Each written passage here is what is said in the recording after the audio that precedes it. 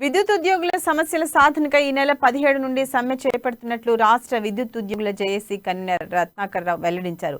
ఇప్పటికే సమ్మె నోటీసులు అందించామని విద్యుత్ శాఖ ప్రభుత్వం నుండి సానుకూల స్పందన రాని పక్షంలో సమ్మె తప్పదని హెచ్చరించారు. సికింద్రాబాద్ లో నిర్వహించిన రాష్ట్ర విద్యుత్ ఉద్యోగుల జేఏసీ సమావేశంలో ఈ మేరకు నిర్ణయాలను తీసుకున్నారు.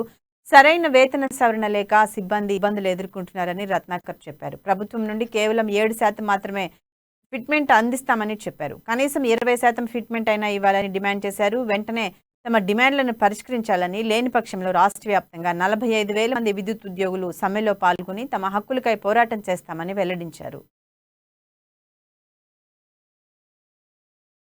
ముఖ్యంగా విద్యుత్ ఉద్యోగులకు గత సంవత్సరం క్రితంలో రావాల్సిన వేతన సవరణ 1/4/2022 రావాల్సిన ఇంతవరకు కూడా మేనేజ్మెంట్ ఫైనల్ చేయలేదు. కానీ 1/2/99 నుండి 31/8/2004 వరకు నియమింపబడిన ఉద్యోగులకు పెన్షన్ జీపీఎఫ్ సౌకర్యం కూడా డిమాండ్ చేస్తా ఉంది. ఇది కూడా పిఆర్సీతో పాటు ఫైనల్ చేయాలి. అలాగే ఆర్టిజన్ కార్మికుల సమస్యలు కూడా సాల్వ్ చేయాలని చెప్పేసి నోటీస్ జరిగింది. మేనేజ్మెంట్ పలు దఫాలుగా చర్చలు జరిగినప్పటికీ, అట్లానే మంత్రి గారితో చర్చలు జరిగినప్పటికీ కూడా ఉద్యోగుల అనుకూలంగా పురోగతి కాలేదు. కాబట్టి సమ్మెకు వెళ్లే పరిస్థితి వచ్చింది. మేనేజ్మెంట్ ఓన్లీ 7% ఫిట్మెంట్ చేశామన్నారు. జేఏసీ తరఫున మేము 30% అడిగినప్పటికీ కూడా కనీసం ఫైనల్ గా 20% అన్న ఫిట్మెంట్ ఫైనల్ చేయాలని చెప్పేసి ఈ రోజు మార్నింగ్